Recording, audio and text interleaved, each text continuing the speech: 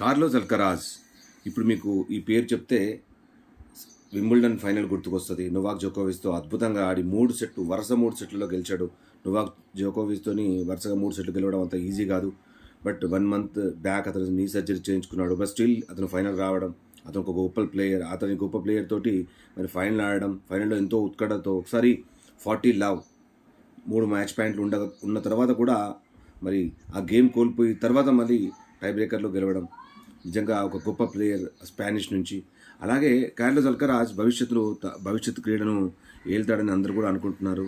So అతని ఆటను చూడండి. ఫోర్ హ్యాండ్ బ్యాక్ హ్యాండ్ అద్భుతంగా ఆడుతుంటాడు. డ్రాప్ షాట్స్ అద్భుతంగా ఆడుతుంటాడు. ఎంత పెద్ద ప్లేయర్తోనైనా ఇలాంటి సిచ్యువేషన్లోనైనా డ్రాప్ షాట్స్ ఆడతాడు. మరి భవిష్యత్తులో ఇతను క్రీడను ఏల్తాడని అందరూ కూడా అనుకుంటున్నారు. విశ్లేషకులు ముఖ్యంగా అనుకుంటున్నారు. ఇప్పటికే 4 గ్రాండ్ స్లామ్ గెలిచాడు.